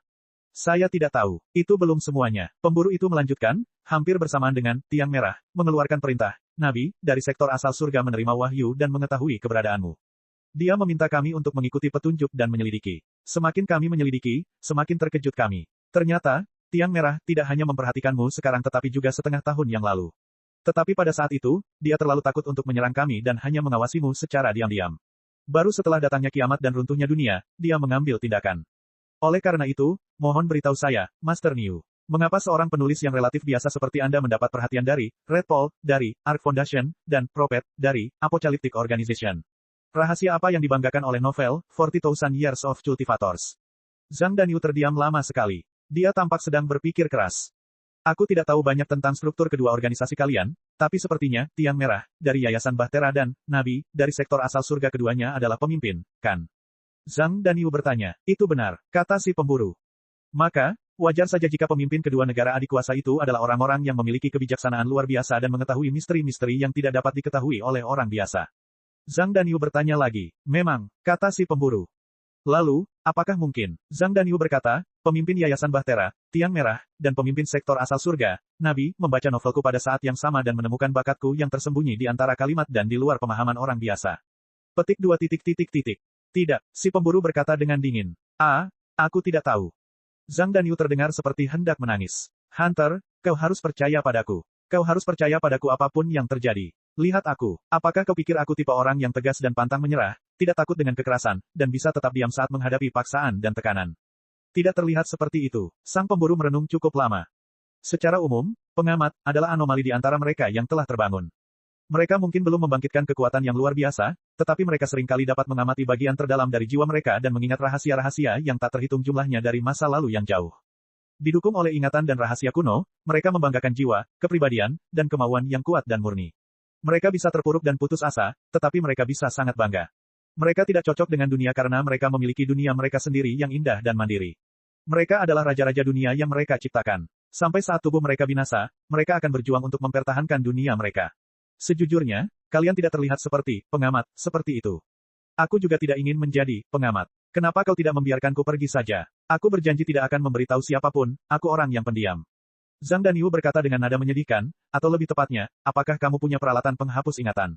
Seperti di film-film, sebuah tongkat kecil, sebuah retakan. Biarkan aku melupakan semua yang terjadi dalam 3 hari terakhir. Tidak, sang pemburu berkata, secara umum, kami menghapus ingatan target kami dengan pistol. Zhang Danyu, lagi pula, aku tidak bertanggung jawab untuk menilai apakah kamu seorang pengamat atau bukan. Aku hanya bertanggung jawab untuk membawamu kembali. Para nabi akan mencari tahu semuanya nanti. Pemburu itu berkata dengan santai, kau dapat memilih untuk bekerja sama denganku. Menurutmu, kembalilah bersamaku dalam keadaan utuh, atau melawan dan biarkan aku mengepakmu dengan cara khusus. Cara mana yang kau suka, Master Niu? Bab 3208, Tahanan 100 tahun. Jangan bawa. Aku benar-benar sangat dekat dengan organisasi itu. Zhang Danyu berkata dengan cemas, tentu saja, aku akan bekerja sama. Namun, jika aku benar-benar pergi ke organisasi apokaliptik, dan bertemu dengan nabi kita, dia tidak akan memotong-motongku dan membedahku, kan? Kamu terlalu khawatir, Tuan Niu. Pemburu itu melanjutkan, pertama, kemampuan, nabi, tidak sesederhana pemindaian lapis demi lapis oleh polimer. Jika dia ingin mengambil informasi dari kedalaman jiwamu, dia tidak perlu memotongmu menjadi beberapa bagian dengan sangat brutal. Kedua, Anda akan segera memahami bahwa bukanlah hal besar untuk dibedah dan dipelajari di dunia reinkarnasi. Tidak, Zhang Danyu berteriak, apa maksudmu, dibedah untuk penelitian bukanlah masalah besar. Aku tidak mengerti. Jangan terburu-buru. Agar kalian mau bekerja sama, aku telah diberi izin tertentu untuk mengatakan kebenaran tentang dunia kepadamu. Sang pemburu merenung sejenak dan berkata, tikus dan serangga dari Yayasan Ark belum ada di sini. Aku bisa memberimu pengantar singkat tentang dunia reinkarnasi. Li Yao sedang menguping di bawah jembatan. Dia sangat bersemangat saat mendengarnya. Ternyata, si pemburu telah meramalkan bahwa anggota Yayasan Ark akan menemukan tempat itu. Tempat itu mungkin adalah jebakan yang sengaja dibuatnya. Zhang Danyu memang umpan untuk menangkap ke-10, Deep Perceiver, dan 2, Ultimate Perceiver, dari Yayasan Ark. Di sisi lain, si pemburu mengemukakan konsep baru, dunia reinkarnasi. Kedengarannya seperti inti cerita. Tuan Yu, Anda harus yakin bahwa ada orang-orang yang memiliki kekuatan super di dunia ini, orang-orang yang telah terbangun, bukan? Namun, si pemburu berkata dengan tenang, apakah kamu tidak penasaran tentang apa yang disebut, orang-orang yang telah terbangun, itu? Apa kontradiksi mendasar antara, Bahtera, dan kiamat? Aku tidak pernah memikirkannya. Lebih baik tidak memikirkan hal yang berbahaya seperti itu. Zhang Danyu berkata, namun, saya pernah menonton beberapa film tentang pahlawan super. Orang-orang berkekuatan super dalam film-film tersebut juga terbagi menjadi dua kelompok. Satu kelompok bersikeras membantu manusia, mengendalikan kemampuan mereka sendiri, dan menggabungkan diri mereka ke dalam sistem negara dan masyarakat, sementara kelompok lainnya percaya bahwa mereka harus berada di atas manusia dan segala sesuatu lainnya serta menjadi penguasa dunia. Saya percaya bahwa, kiamat, dan, Bahtera, itu serupa, bukan? Kalau begitu kamu salah. Perbedaan kita jauh lebih rumit dari itu. Pemburu itu berkata, seperti yang saya katakan tadi, memang benar bahwa, organisasi apokaliptik, telah membunuh banyak novelis, kartunis, produser film dan game, dan bahkan fisikawan dan astronom. Dalam prosesnya, kami telah melukai orang yang tidak bersalah dan menyebabkan ratusan, bahkan ribuan, korban. Namun, kami tetap bersikeras bahwa apa yang kami lakukan bukanlah, tidak bermoral, atau, bermoral. Apakah Anda ingin tahu alasannya? Mengapa, Zhang Danyu tidak dapat menahan diri untuk bertanya? Itulah tepatnya yang ingin ditanyakan Liao. Jika hidup hanya satu kali, dan orang yang sudah mati tidak dapat dibangkitkan, maka merampas kehidupan orang lain adalah dosa yang tidak terampuni. Sang pemburu melanjutkan, namun, pikirkanlah. Jika seseorang memiliki 100, 1000, 10.000, atau bahkan nyawa yang tak terbatas, ketika waktunya habis, mereka dapat dibangkitkan tidak peduli betapa menyedihkan kematiannya, dan mereka dapat kembali ke masa kanak-kanak atau bahkan tahap embrio. Lalu, apa masalahnya dengan merampas salah satu nyawa mereka yang tak terbatas? Dengan baik, Zhang Danyu tertegun cukup lama sebelum menjawab, saya tidak mengerti. Apa maksudmu dengan, hidup tanpa batas? Apa maksudmu dengan, orang mati dibangkitkan dan kembali ke masa kanak-kanak dan fase embrio? Ini pertanyaan yang sulit dijawab. Kedengarannya seperti ocehan orang gila. Untungnya, banyak pengamat merasakan kebenaran dari berbagai sudut pandang dan menyajikan gambaran umum, dunia reinkarnasi, dalam karya mereka.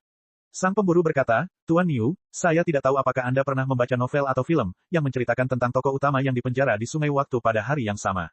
Dengan asumsi bahwa hari ini adalah tanggal 1 April, tokoh utama akan menghabiskan setiap hari pada tanggal 1 April. Ia akan tertidur pada tanggal 1 April dan bangun tiba-tiba pada pagi hari tanggal 1 April.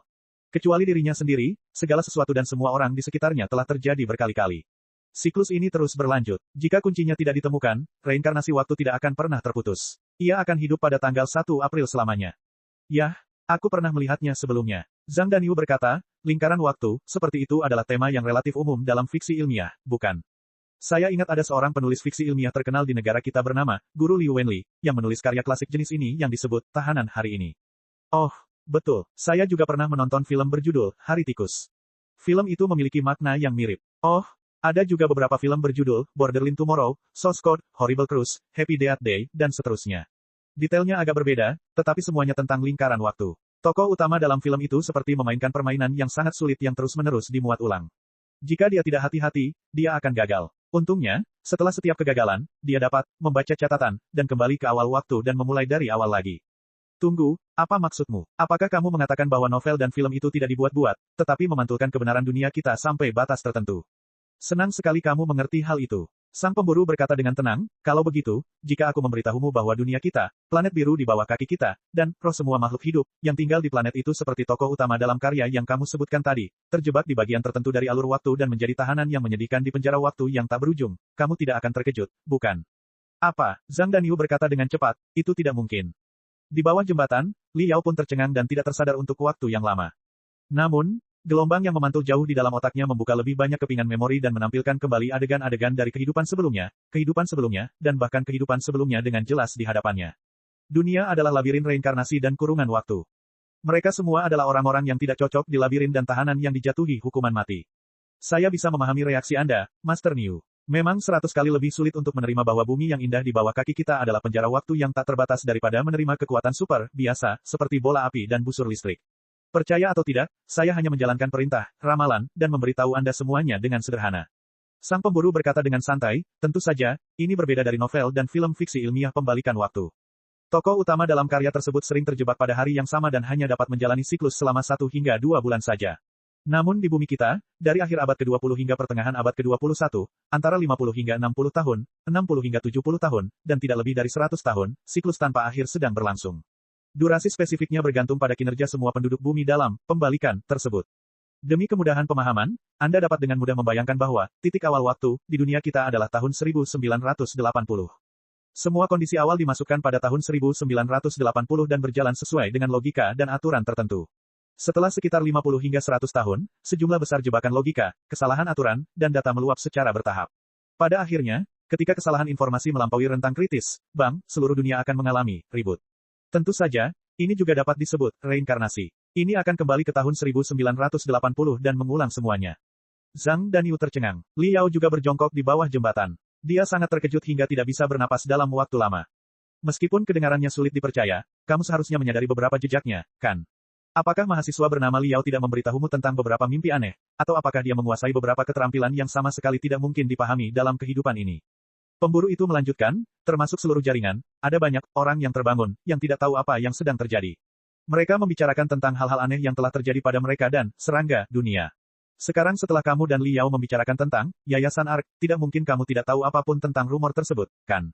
Mengapa orang merasa sangat familiar saat datang ke tempat asing? Mengapa orang tiba-tiba berbicara dalam bahasa asing yang belum pernah dipelajari sebelumnya setelah kecelakaan mobil? Mengapa orang benar-benar ingat bahwa sesuatu telah terjadi, tetapi itu belum pernah terjadi dalam hidup mereka? Mengapa orang merasa familiar saat pertama kali mempelajari keterampilan atau kursus dan menjadi jenius di bidang tertentu? Jawaban untuk semua ini adalah siklus waktu dan reinkarnasi yang tak berujung. Setiap dari kita telah bereinkarnasi 100 kali, 1000 kali, 10.000 kali di penjara yang tak berujung ini.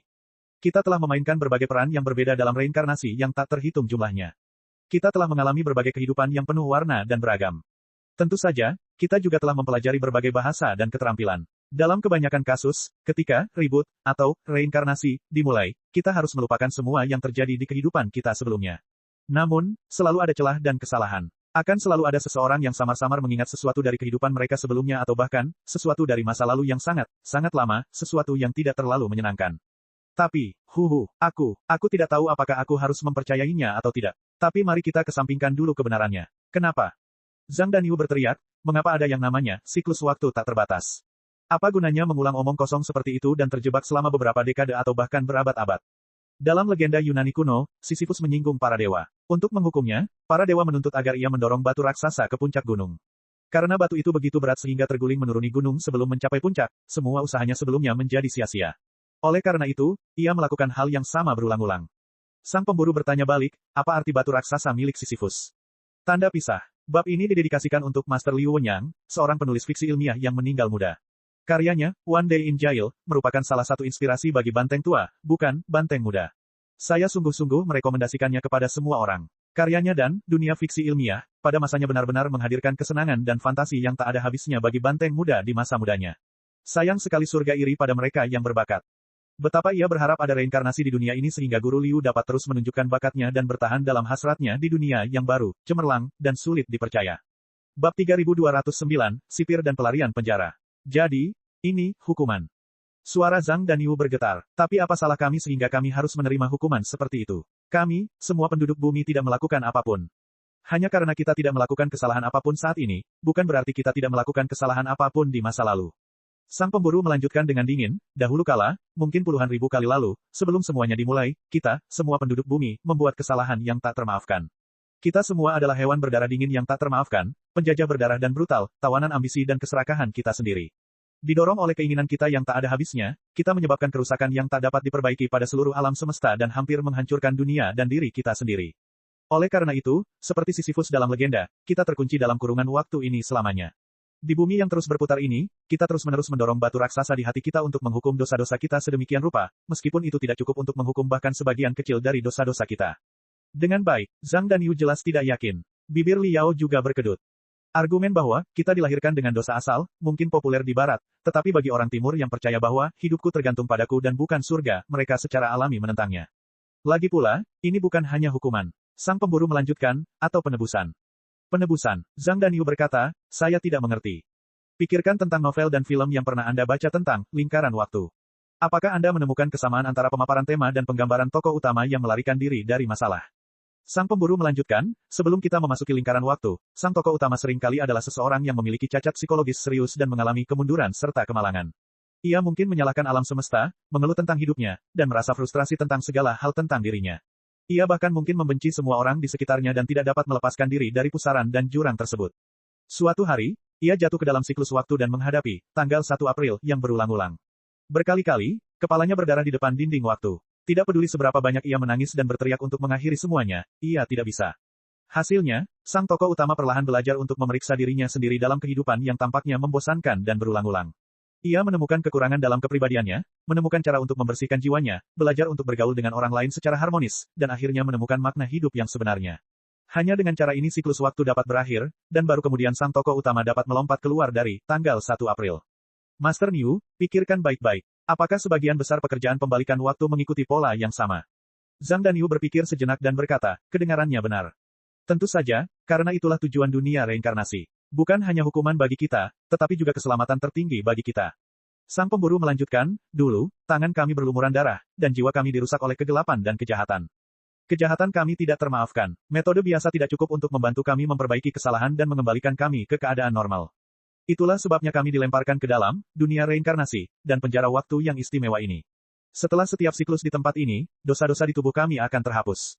Setelah 10 atau 100 siklus, beberapa orang akan dibersihkan dari kejahatan dan keserakahan mereka. Setelah 10.000 siklus, bahkan penjahat yang paling keras kepala pun akan dibersihkan dari kejahatan mereka dan melangkah menuju masa depan yang lebih cerah.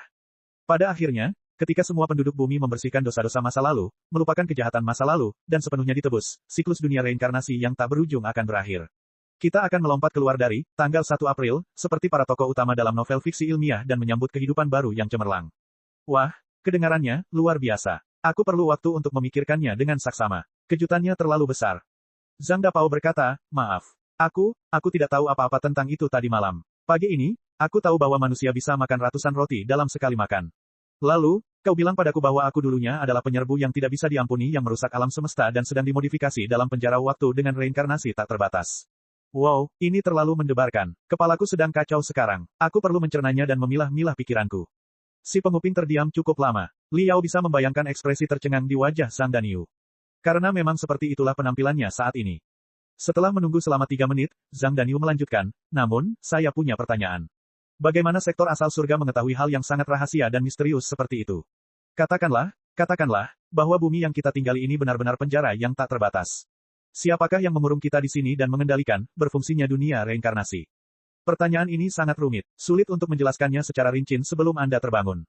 Sederhananya, kata si pemburu, kita telah diberi izin tertentu untuk membuka sebagian ingatan kita dari reinkarnasi yang tak terhitung jumlahnya dan bahkan sebelumnya.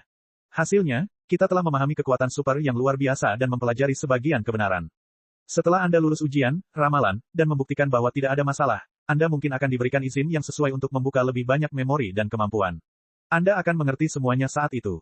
Tunggu, Zhang Danyu tiba-tiba menjadi pintar. Kau telah diberi hak istimewa tertentu. Oleh siapa? Penguasa dunia reinkarnasi, kepala penjaga, yang mengurung kita di penjara ini. Apa sebenarnya itu? Nama hanyalah nama sandi. Keberadaan yang agung, sakral, cemerlang, dan unik memiliki wajah yang tak terhitung jumlahnya, teknik yang tak terhitung jumlahnya, dan nama yang tak terhitung jumlahnya. Sang pemburu berkata, kau bisa menyebutnya, kehendak bumi, jika kau mau, tetapi itu bukanlah penjaga, penjara waktu yang berputar tak terbatas. Lebih tepatnya, itu adalah penjara itu sendiri. Petik 2 petik 2. Zhang Danyu dan Liao, yang berada ratusan meter jauhnya, keduanya terdiam kaget. Topik ini terlalu besar. Kehendak bumi. Aku merasa otakku tidak berfungsi dengan baik. Aku tidak bisa bernapas. Zhang Danyu berkata, mari kita bicarakan sesuatu yang lebih spesifik dan halus. Bahkan jika saya percaya semua yang Anda katakan, mengapa Anda menghapus begitu banyak pengamat pencipta dunia fantasi? Karena mereka bukanlah pencipta dunia fantasi yang sebenarnya. Tak satu pun dari dunia yang mereka ciptakan itu tidak berdasar atau imajiner. Sang pemburu berkata, seperti yang baru saja kukatakan, para pengamat semuanya adalah orang-orang berbakat.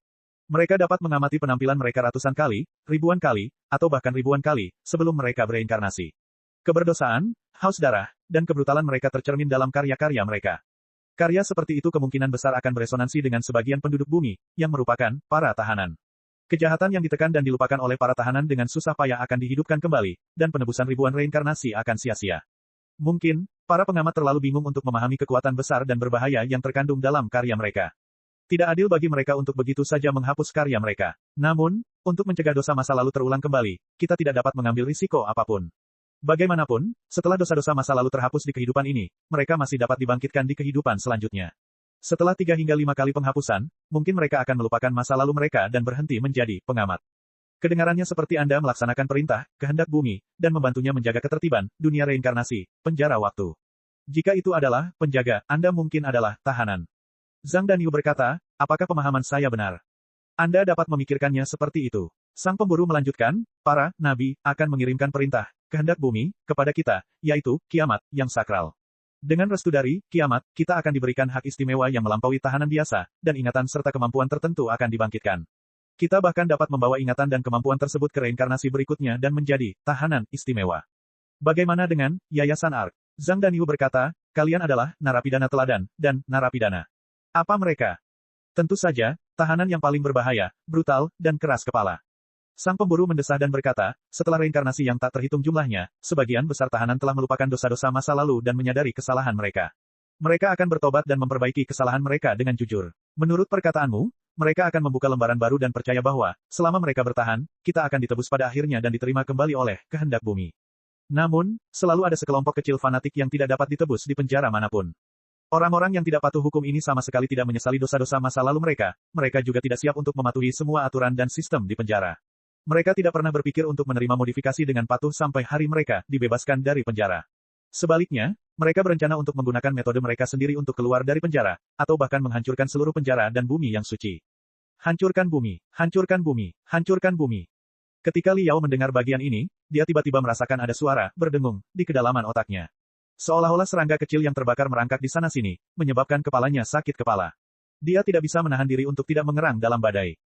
Siapakah aku? Apa yang aku lakukan di sini? Melampaui reinkarnasi dan menghancurkan bumi. Apa sebenarnya maksudnya? Apakah ini kebenaran dari rencana burung Nasar? Apakah aku salah satu tawanan, yang paling menantang, yang paling keras kepala, dan yang paling gila? Bab 3210, Pertarungan Sengit di Tengah Hujan. Garis-garis darah yang tak terhitung jumlahnya menyembur keluar dari mata Liao, yang masing-masing tampak seperti celah di dunia di depannya. Dia bisa melihat gambaran, kehidupan sebelumnya, melalui celah itu dan bahkan jiwanya yang sebenarnya sebelum reinkarnasi yang tak terhitung jumlahnya. Kekuatan kultivasi, yang tersembunyi di kedalaman jiwanya pun membara dan berkembang. Teriakan Zhang Danyu bergema di dalam serangga itu. Dia tampak sangat terkejut dengan kata-kata pemburu itu lagi. Hanya itu yang dapat saya katakan saat ini. Pemburu itu bertanya, ada pertanyaan. Sebenarnya, ada banyak pertanyaan. Teori-teori seperti, narapidana teladan, narapidana, dan narapidana berbahaya, dapat menjelaskan banyak hal, tetapi teori-teori itu malah menimbulkan lebih banyak pertanyaan. Setidaknya, Liao langsung memikirkan sesuatu. Jika dunia tempat tinggalnya benar-benar penjara reinkarnasi tak terbatas, dan apa yang disebut kehendak bumi, adalah penguasa di balik layar, mengapa sektor asal surga, yang didukung oleh kehendak bumi, tidak dapat melakukan apapun terhadap yayasan Bahtera yang kecil itu?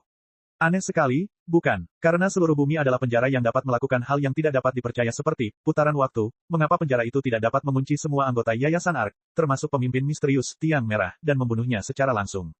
Terlebih lagi, keberadaan organisasi apokaliptik juga cukup aneh. Jika kehendak bumi, yang disebutkan oleh para pemburu itu benar-benar hebat, mengapa mereka mendirikan organisasi yang begitu meragukan untuk bersaing dengan yayasan Ark dan memanipulasi pemerintahan berbagai negara secara langsung? Bukankah itu jauh lebih mudah dan cepat? Namun saat ini, yayasan Ark tidak hanya belum hancur, bahkan telah mendirikan klinik kesehatan mental, rumah sakit jiwa, dan organisasi amal di seluruh dunia. Tampaknya lebih terbuka dan jujur daripada sektor asal surga. Apakah ada tahanan dan pelari penjara seperti itu? Jadi, pasti ada yang salah. Atau, apa yang dikatakan si pemburu itu tidak sepenuhnya benar. Bahkan jika apa yang disebut kehendak bumi itu ada, ia tidak cukup kuat untuk mengendalikan setiap sudut planet ini, setiap orang, dan setiap informasi. Ia memiliki keterbatasan dan kelemahannya sendiri dan tidak terkalahkan. Entah Ark Foundation bukan sekadar pembobol penjara, atau dunia reinkarnasi, dan penjara waktu, tidak ada hanya untuk tujuan, hukuman dan penebusan. Selain dua alasan yang jelas, yayasan ini memiliki tujuan yang lebih dalam. Lalu apa sebenarnya? Kurasa aku pernah menemukan jawabannya sebelumnya, tapi aku kehilangannya. Kepala Liao mulai sakit lagi. Seolah-olah ada kehidupan baru yang dibesarkan dan dipelihara di antara sel-sel otaknya. Tentu saja, Zhang Danyu mungkin tidak memiliki kemampuan komputasi seperti Liao untuk memikirkan pertanyaan seperti itu secara instan. Bahkan jika dia memilikinya, dia tidak memiliki keberanian untuk bertanya kepada pemburu itu. Tidak masalah sama sekali. Seperti yang diharapkannya, kata Zhang Danyu. Sangat bagus. Sang pemburu berkata, lalu, jika kau harus memilih antara kiamat atau Bahtera, aku berasumsi bahwa kau sungguh-sungguh mencari pelukan kiamat. Tentu saja, organisasi apokaliptik, didukung oleh seluruh bumi. Wah, bahkan lebih hebat dari Perserikatan Bangsa-Bangsa. Tentu saja, aku akan memilih organisasi apokaliptik. Jangan khawatir, aku selalu menjadi orang yang jujur. Aku akan mematuhi organisasi itu dan mengubah diriku menjadi tahanan teladan. Zhang Danyu menelan ludah dan mengganti topik pembicaraan. Tapi, begitu saja. Apa tidak ada? Apa? Si pemburu bertanya, apa maksud gerakan memutar jari itu? Maksudku, manfaat. Zhang Danyu berkata, memang benar bahwa Apocalyptic Group kuat dan menjanjikan, Tetapi, Ark Foundation adalah sekelompok orang gila yang bersedia melakukan apa saja. Tampaknya agak berbahaya menjadi musuh dengan orang gila seperti itu. Apakah tidak bermanfaat bagi saya untuk setia kepada organisasi? Manfaat apa yang Anda inginkan? Si pemburu bertanya. Sebenarnya, itu bukan apa-apa. Aku mendedikasikan diriku untuk menulis. Persyaratan hidupku sangat sederhana. Aku hanya butuh dua hal, uang dan wanita cantik. Zhang Danyu segera menjawab, tentu saja, jika organisasi dalam kesulitan, saya bisa memberi Anda uang. Saya akan menyelesaikan masalah kecantikan itu sendiri. Petik 2 petik 2. Itu bukan masalah, jawab si pemburu. Bahkan jika kita tidak menggunakan cara-cara yang melanggar hukum dan etika, kenangan dari kehidupan kita sebelumnya saja sudah cukup bagi organisasi kita untuk mengumpulkan kekayaan yang cukup untuk menyaingi sebuah negara selama kamu masih hidup untuk menghabiskannya. Kalau begitu, tidak akan ada masalah. Zhang Danyu sangat senang hingga suaranya berubah. Kalau begitu, ayo cepat pergi. Semakin cepat kita kembali ke markas, organisasi apokaliptik, semakin aman kita nantinya. Tidak akan baik jika para pelarian gila dari Yayasan Bahtera mengejar kita. Jangan khawatir, tunggu saja di sini. Si pemburu mencibir, mereka sudah ada di sini. Li Yao sangat terkejut. Dia melihat jam dan mendapati bahwa saat itu memang tengah malam. Hujan turun dengan deras. Tidak ada apa-apa selain kegelapan dan kekacauan antara langit dan bumi. Suara hujan itu seperti dentuman air terjun. Sejauh mata memandang, kecuali beberapa gedung pencakar langit di kawasan pusat bisnis yang diterangi oleh lampu hantu, kota-kota di kejauhan tenggelam dalam air hujan hitam, membuatnya tampak seperti kuburan yang terbengkalai dan runtuh. Lampu redup di bawah jembatan memantulkan dunia kecil yang diameternya kurang dari 100 meter. Dunia itu seperti ruang cacat yang telah disegel. Apapun yang terjadi di tempat ini tidak akan diketahui oleh dunia luar.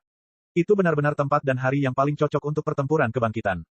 Li Yao segera memadamkan semua cahaya di sekitarnya dan bersembunyi di tengah hujan dingin, mencoba menahan napas dan detak jantungnya.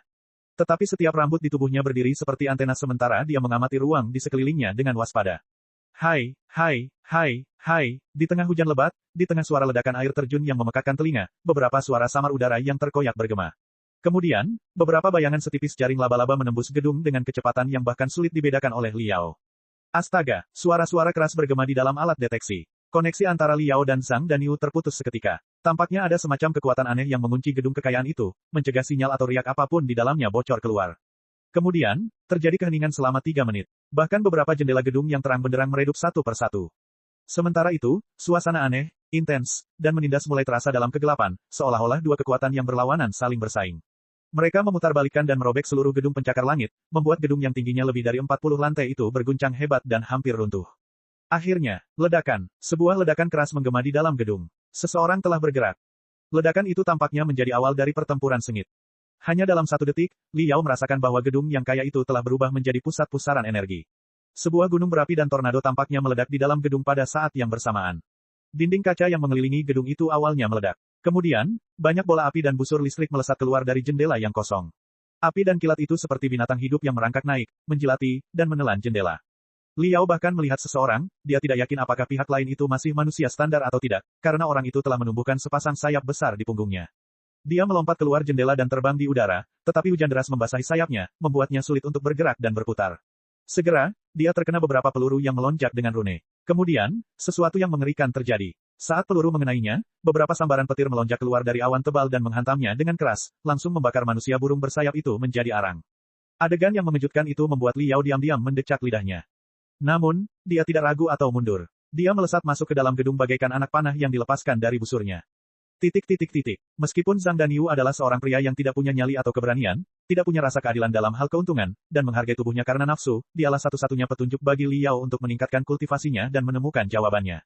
Li Yao masih mengandalkannya untuk menulis lebih banyak bab. Lebih baik menyelamatkan orang ini terlebih dahulu. Mengenai persaingan antara apokaliptik dan Ark, sejujurnya, Li Yao tidak dapat membedakan mana di antara mereka yang baik dan mana yang buruk saat ini. Mungkin cukup membosankan untuk menilai kedua organisasi berdasarkan konsep baik dan buruk. Li Yao secara alami bias terhadap Ark Foundation. Bukan karena hal lain, melainkan karena ia membenci ungkapan, dosa bawaan, kesalahan sejak lama. Selain langit berbintang yang luas di atas kepala kita dan kode moral di hati kita, tidak ada yang dapat menghakimi kita, itulah yang diyakini Li Yao.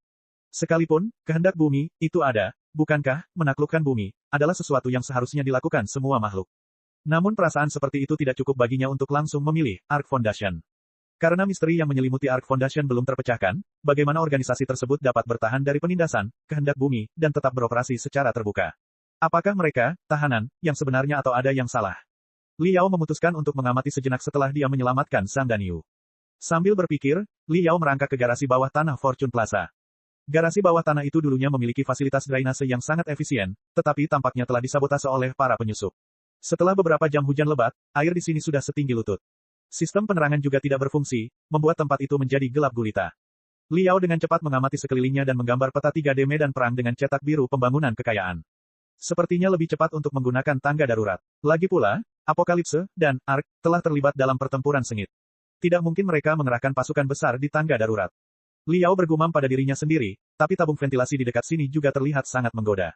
Aku ingin merangkak. Apa yang harus kulakukan? Cek cek cek cek cek cek cek cek. Rakan-rakan kultivator sekalian, sebelum retret, sila terus berkultivasi untuk jurus subscribe, like, share dan komentar agar sekte novel Sadim terus berkembang pesat.